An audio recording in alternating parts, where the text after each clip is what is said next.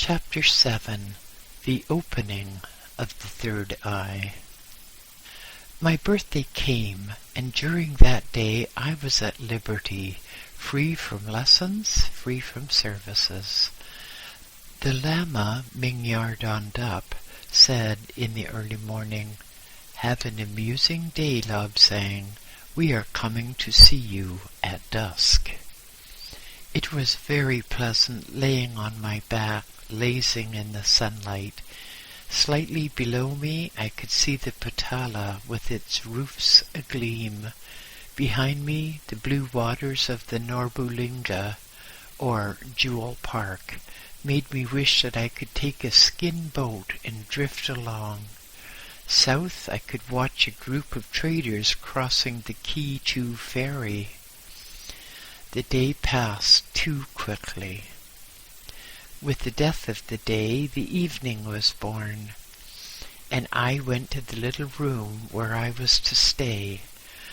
There came the murmur of soft felt boots on the stone floor outside, and into the room came 3 lamas of high degree. They put an herbal compress to my head and bound it tightly in place. In the evening the 3 came again, and one was the Lama Mingyardondup. Carefully the compress was removed, and my forehead wiped clean and dry. A strong-looking Lama sat behind me and took my head between his knees. The second Lama opened a box and removed an instrument made of shining steel. It resembled a bradawl, except that instead of having a round shaft, this one was U-shaped, and in place of a point, there were little teeth around the edge of the U. For some moments the Lama looked at the instrument, and then passed it through the flame of a lamp to sterilize it. The Lama Mingyardondup took my hands and said, "This is quite painful, Lobsang, and it can only be done while you are fully conscious.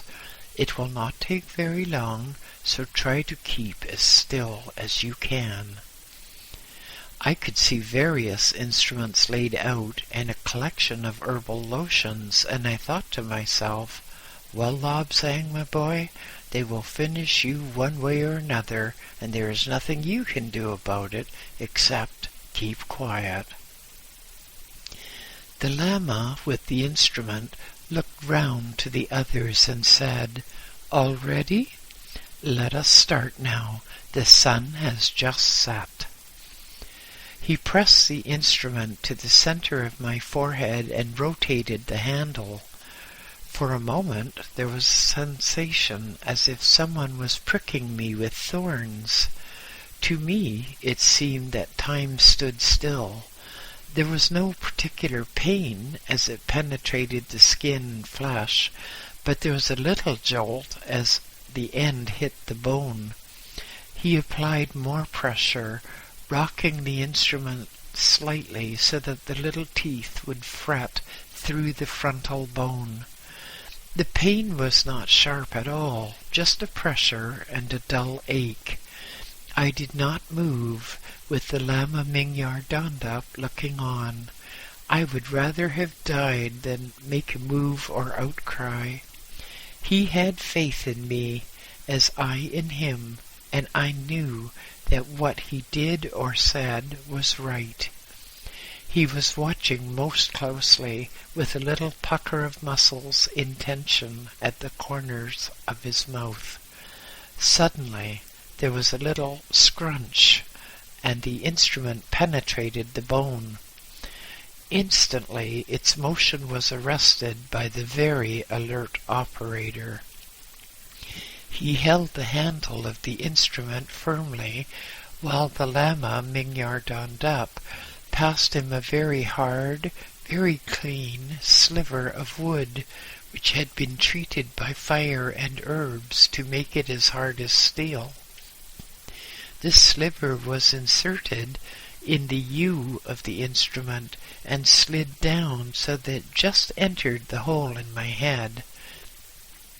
The lama operating moved slightly to one side so that the Lama Mingyar Dondap could also stand in front of me.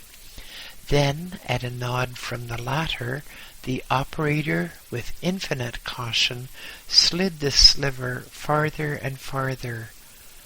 Suddenly, I felt a stinging, tickling sensation, apparently in the bridge of my nose.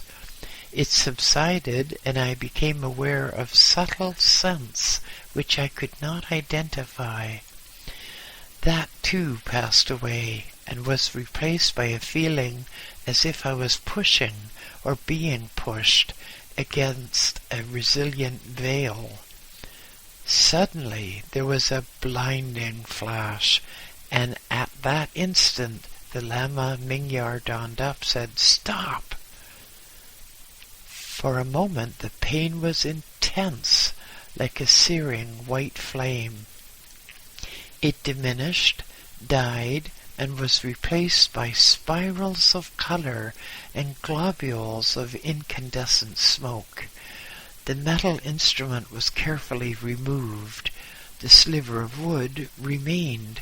It would stay in place for 2 or 3 weeks, and until it was removed, I would have to stay in this little room, almost in darkness. No one would see me except these 3 lamas, who would continue my instruction day by day. Until the sliver was removed, I would have only the barest necessities to eat and drink. As the projecting sliver was being bound in place so that it could not move, the Lama Mingyar Dondap turned to me and said, "You are now one of us, Lobsang. For the rest of your life, you will see people as they are, and not as they pretend to be." It was a very strange experience to see these men apparently enveloped in golden flame. Not until later did I realize that their auras were golden because of the pure life they led, and that most people would look very different indeed. As my newfound sense developed under the skillful ministrations of the lamas, I was able to observe that there were other emanations extending beyond the innermost aura.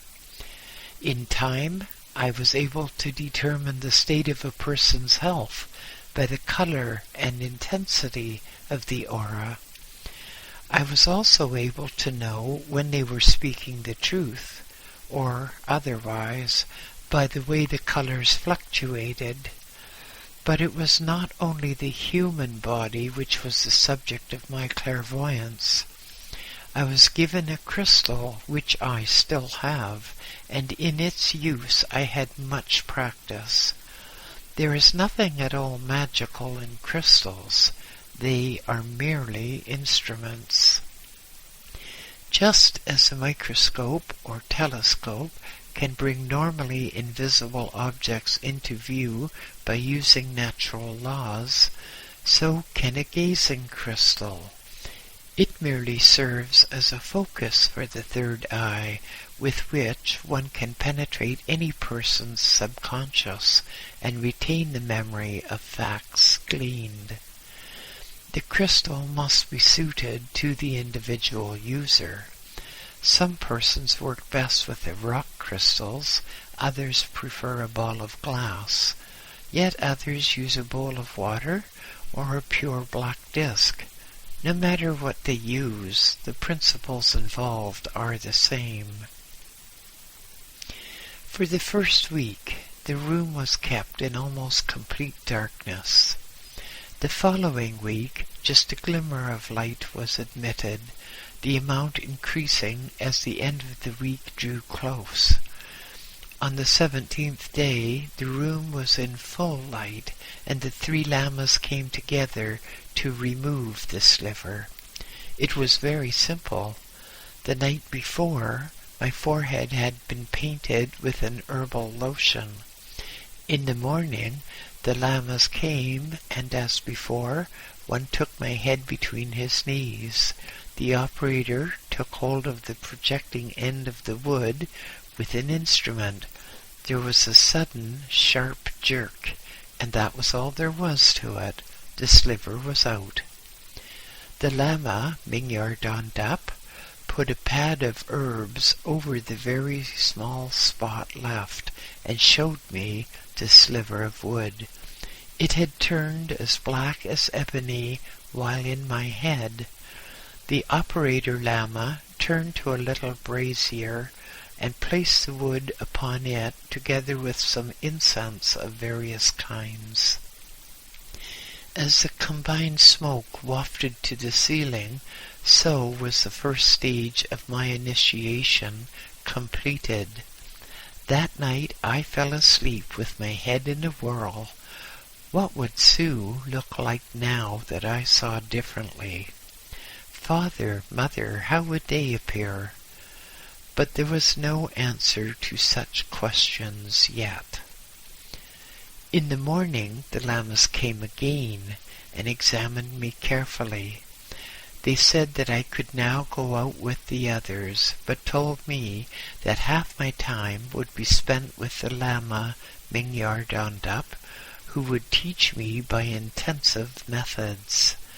The other half of my time would be spent attending classes and services, not so much for the educational side, but to give me a balanced outlook by mixing. A little later I would be taught by hypnotic methods as well. For the moment I was mainly interested in food. For the past 18 days I had been kept on a very small allowance.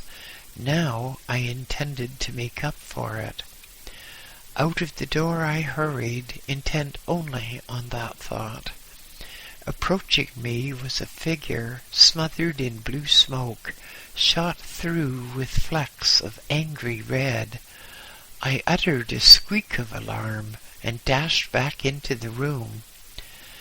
The others looked up at my horrified expression. "There's a man on fire in the corridor," I said. The lama Mingyar Dondap hurried out and came back smiling. "Lobsang, that is a cleaner in a temper. His aura is smoky blue as he is not evolved, and the flecks of red are the temper impulses showing.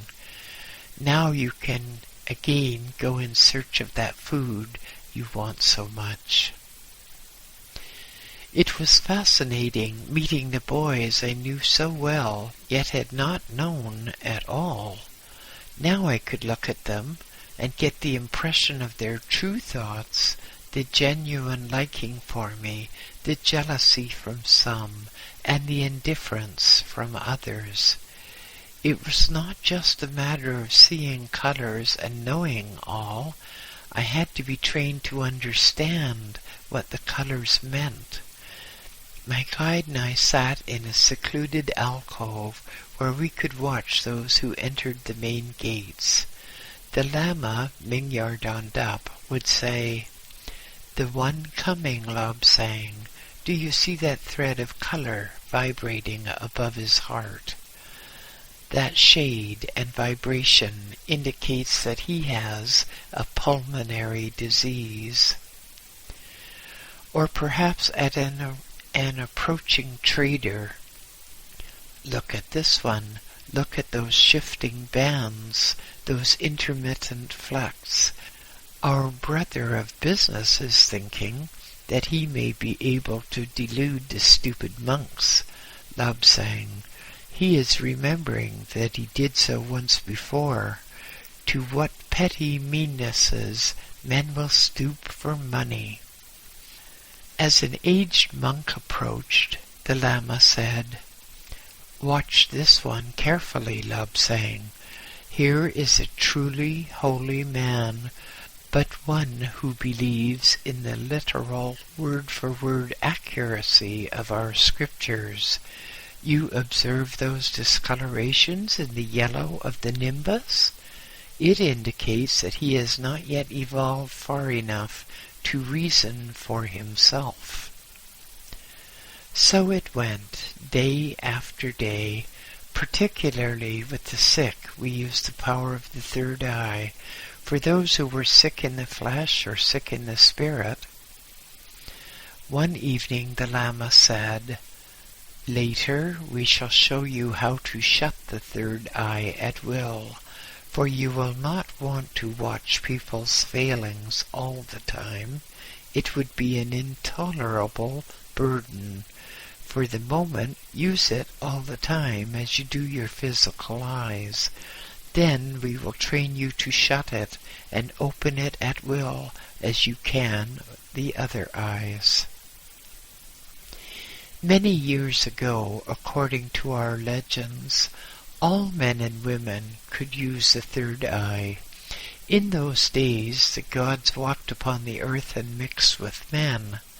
Mankind had visions of replacing the gods and tried to kill them, forgetting that what man could see, the gods could see better. As a punishment, the third eye of man was closed. Throughout the ages, a few people have been born with the ability to see clairvoyantly. Those who have it naturally can have its power increased 1,000-fold by appropriate treatment, as I had. As a special talent, it had to be treated with care and respect. The Lord Abbot sent for me one day and said, "My son, you now have this ability, an ability denied to most. Use it only for good, never for self-gain. As you wander in other countries, you will meet those who would have you behave as a conjurer in a fair. Prove us this, prove us that, they will say. But I say, my son, that this must not be.